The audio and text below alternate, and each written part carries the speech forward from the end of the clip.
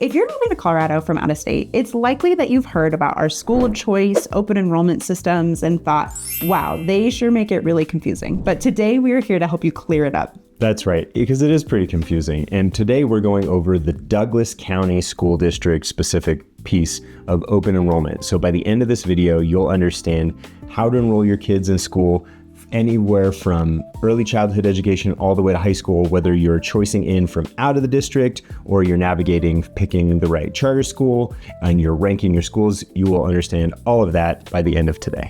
And although schools isn't what we're always specifically experts in, what we're really specifically experts in is real estate. We know so much about it because we're always helping folks just like you move here to Colorado and navigate these kinds of things every day. And hey, I know a lot of real estate YouTubers say that. They say, we're helping folks like you every day do this.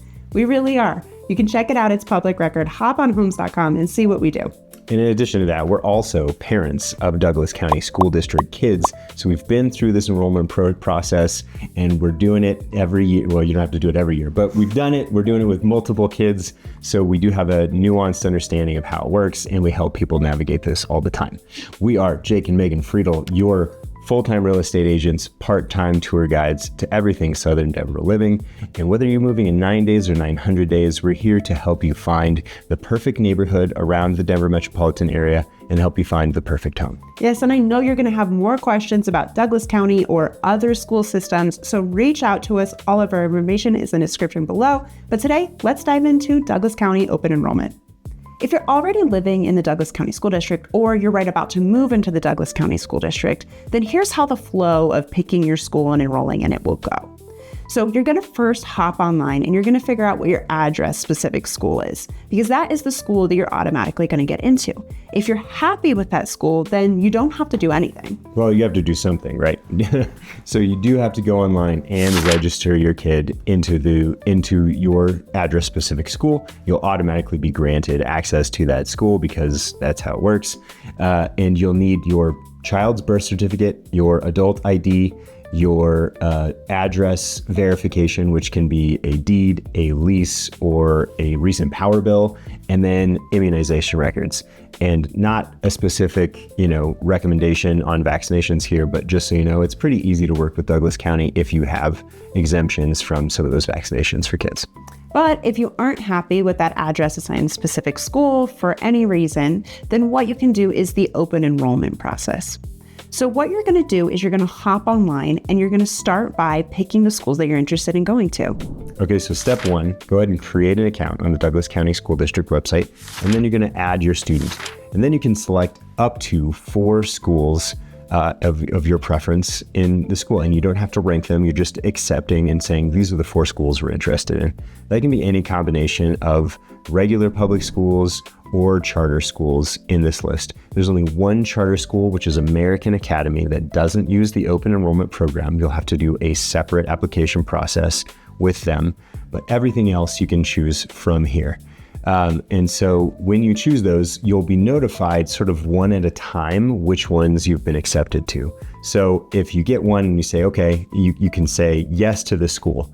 And then let's say you get another school and you're like, okay, we prefer that school. You can say yes to this school, which then declines this school. And then you have 2 more schools in waiting. And as each one, as they notify you, if you accept that school, it takes the place because you can't be enrolled at more than 1 school. Right, so accepting one of those schools will only, if you've gotten into 2, it will only decline one that you've gotten into but not chosen. However, if you still have those 2 that you're waiting to hear from, it does not automatically decline those 2. These 2 are still in the waiting. And so you might be either waiting to hear from them, and if you get accepted, then you can choose to pick that school. Or you might hear from them that you're waitlisted. And waitlisting in the Douglas County School District differs from some other districts, like the Denver Public School District. You're on a waitlist and you know what number you're on. I actually think their system's a little more confusing because that number is really hard to understand and it can change. In Douglas County, it might feel like you're a little bit more in the dark, but there's not really any clarity to the other way either. You don't have a number on the waitlist for the Douglas County School District open enrollment, but you are on the waitlist. And so you're just simply waiting to figure out if you do get accepted by the time round 1 is up, because there are 2 rounds of applications. In that first round, all of the applications are going to be due by a certain date. You're going to want to go hop on the website to figure it is for the specific year you're enrolling in, because there is a little bit of variation. But for that first round, as long as you've gotten your application in by the deadline, then all of the applications are reviewed together. After round 1 is finished, round 2 opens up. This might be for people who didn't make it into round 1 or who didn't get their accepted school being the one they wanted and they want to try again in round 2. The way that round 2 differs a bit is that it is first come, first serve. So it does matter how early on in the process you get your application submitted. Right, so round 2 is basically like maybe something changed for you and your family from round 1. You moved into the district late and you missed round 1. Anything like that. But you can hang out on wait lists for your preferred schools and have another school accepted for as long as you want until the school year starts. By the end of round 2, your kid is enrolled in a school. Hopefully it's one of the ones that you really wanted, and you get to attend your school. But that's not all of it. There are so many unique situations and circumstances that are going to make things a little bit different for you. Especially, let's talk a little bit about special circumstances like IEPs, early childhood education, and of course, charter schools. So starting off with IEPs, if your kid does have an individualized education plan, what does this process look like for them? Are they just able to open enroll anywhere, and what's different? Okay, so if you're working with an individualized education plan, if you already have that one, you're going to turn it in with your application when you create your student and you're selecting these multiple schools. The Douglas County website says something like you'll like work with your school to figure out if their programming works with your kid after the enrollment process is completed, which doesn't work like that. I mean, it does work like that, but what I would encourage you to do is, we have found that the Douglas County School District is incredibly accommodating, and it's really easy to get access to the administrations of every individual school in order to have really big conversations about what's happening with your kiddo in advance. Because what you don't want to do is kind of blindly apply for a school and then figure out if it's going to work. What you want to do is have an understanding of like which school is best for you, whether that's one of the charter schools, whether that's your local public school. We have found that the local public school has amazing accommodations for our special kiddo, and they have been super easy to work with and discover the school and take tours of the school and kind of help us figure out what's going to be best for our kiddo. So don't wait until after the enrollment process is started. Start reaching out to schools, and they're incredibly accommodating. And then I think on paper, after that application process is complete, you're going to get your official stamp of approval at the end. But I agree. I think it makes sense to start doing your homework and asking those questions up front. If you don't already have an IEP, then you're going to start with something called Child Find, depending on the age of your student. So if your student is not kindergarten age yet, the school district is open for kids as young as 2 years old to do the Child Find, which is a sort of evaluation tool if you have thoughts that like maybe your kiddo has some extra needs, and they'll help you evaluate and kind of start directing you and helping you through the school district. If you do have some ideas and you have some paperwork, maybe you have a diagnosis of some kind, you can work with the district to get a 504 exemption, which just gives you access to extra tools, extra services through the community, and some extra accommodations that your kiddo might need throughout the school day. And so early childhood education, how exactly does this all fit in? So it's a little different, right? So you're going to apply through a different, it's on the same website, but it's a different enrollment program. So two things. So ECE is early childhood education 3-year-olds, ECE 4 is for 4-year-olds.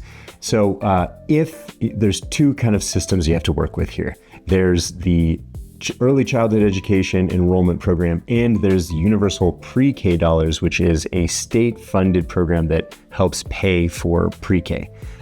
If your child has a disability or if you have low income, you are eligible for UPK dollars starting at 3 years old. If not, you're not eligible until 4 years old for those UPK dollars. So if you're eligible for UPK dollars, whether that's 3 or 4, in that case, you start with the Universal Pre-K website and you enroll your child into a school that way. Once Universal Pre-K puts you into a school, the school will then reach out with you for next steps. If you're not yet eligible for UPK, Then you're going to go through the process. Either way, you're going to, with UPK or the regular enrollment process, you're going to choose a number of schools of your preference. You're going to get chosen into one of them. It's important to note that with the early childhood education programs, you're not necessarily guaranteed a spot at your local school.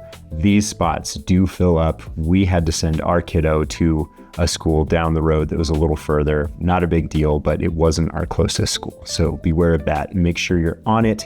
There is a round 1 and a round 2, so it mimics the regular process for K through 12, but it's just a slightly different enrollment process. And when we're talking about UPK dollars, those are going to fund 15 hours of your child's education. And, we were not necessarily thinking we'd end up at a private school, but what we found with the public school choices is that those hours were really unideal for us. I think they're great for getting kids involved, but to actually be a daycare supplement for people who are working, it was not very effective because most of those hours are at like 8:40 to 11:20 or, 9:30 to noon. Those didn't actually help us get any work done. For us, we elected to go to a private school where we were still able to use the UPK dollars for 15 hours a week, but we were able to disperse them to make a little bit more sense for our lives. So their programs they had from 9:30 to 2:30, which actually allowed us to do more than like go home and unload the dishwasher. And so that obviously doesn't get you 5 days a week with UPK dollars, but anything that you want to pay for in addition to those days. So ours is 3 9:30 to 2:30 days a week. If you wanted all 5, you could add those in and you'd just be paying for those days out of pocket. And there's tons of good private options that you definitely want to apply for in advance because these spots fill up quickly. So you're going to be looking, probably 9 months in advance. You want to start talking to schools and trying to get on wait lists for these things. Yeah, oh my gosh, it's a little bit like daycare, how when you get pregnant, people start telling you got to get on those daycare wait lists. You want to be thinking about this stuff in advance because you don't, in addition to thinking about which program has hours that might be the most beneficial to you, there are other reasons you might be want to considering what school you choose for your early childhood education because of where they set you up to go to school next. That's right. And I would say this is most impactful if you have your eyes on a charter school for your kindergartner or beyond. These charter schools kind of have a ranking of like a hierarchy of who gets accepted in the school. There's kind of the general, population, not quite lottery system, but an acceptance system. But you do get preference if you have siblings at the school already, or if you already have your kid enrolled in early childhood education. So for example, there's a school called DCS Montessori. It's the K-8 school in Castle Pines. It's a really cool charter school specialized for some things that we were really interested in.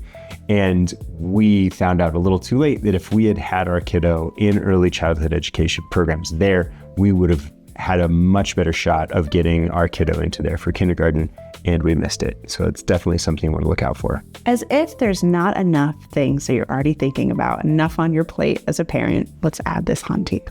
Yeah, so true. And unfortunately, some families really do have to go through the extra effort to be thinking about these things with charter schools. Yeah, there are some people who really charter schools are a great fit for. And so if you don't know what a charter school is yet, they are a public school. They're part of the public school district, but they have a little bit more play with their curriculum. And so because of that, for some people, they are just a better fit for them. And when you apply for a charter school, the nice thing about Douglas County is I guess all except for one of the charter schools in Douglas County do go through this open enrollment portal.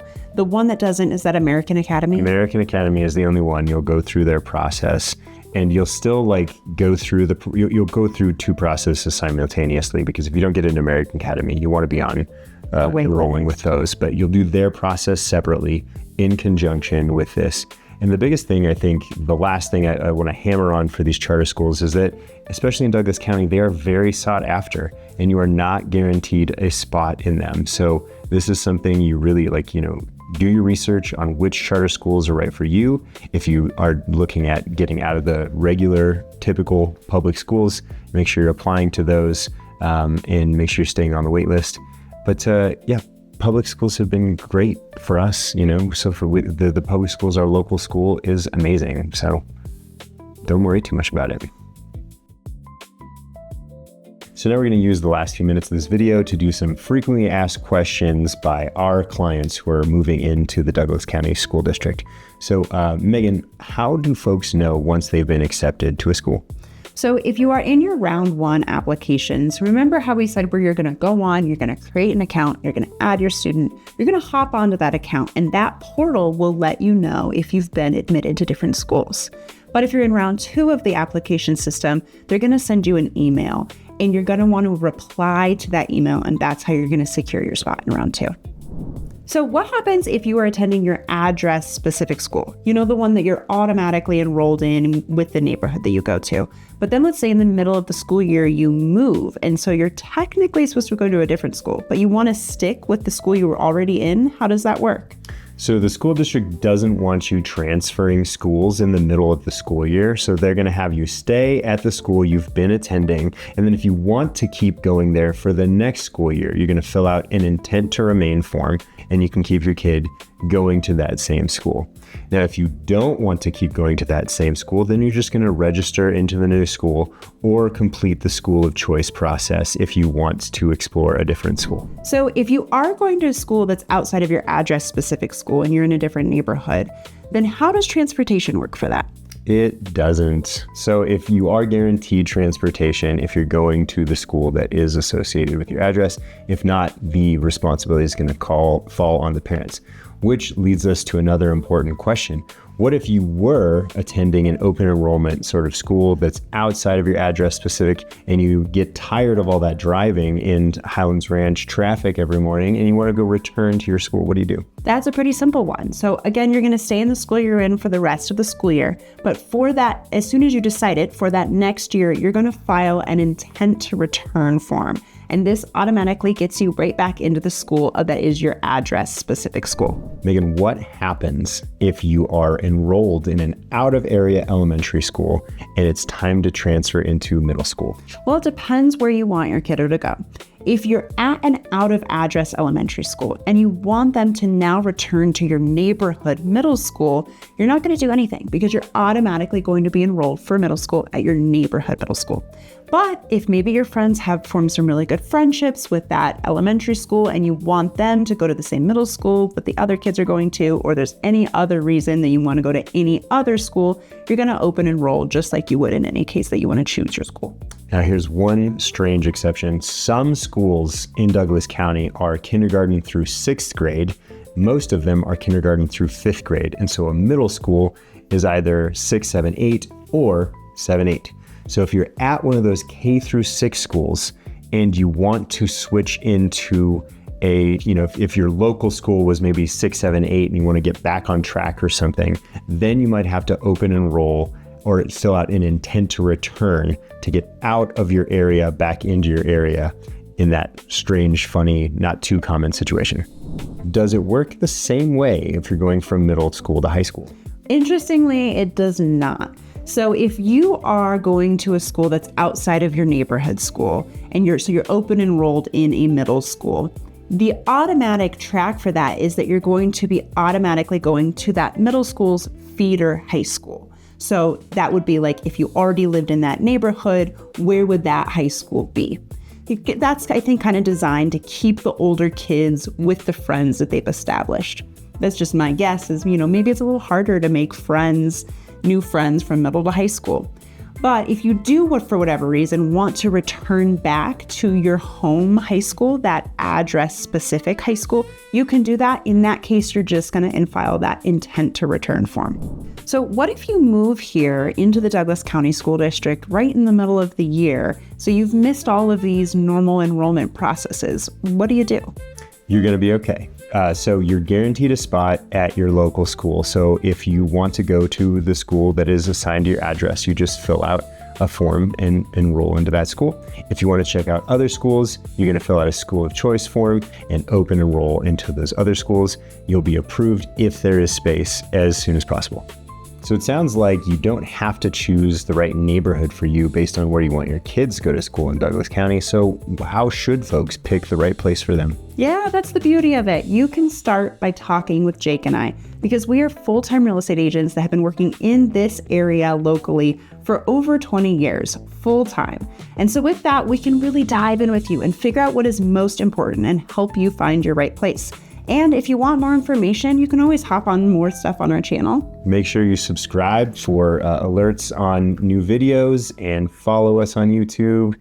Get in touch with us. We'd love to schedule a call to help you find your perfect place. Thanks so much for joining us today, and stay tuned for more neighborhood tours and school district explanations.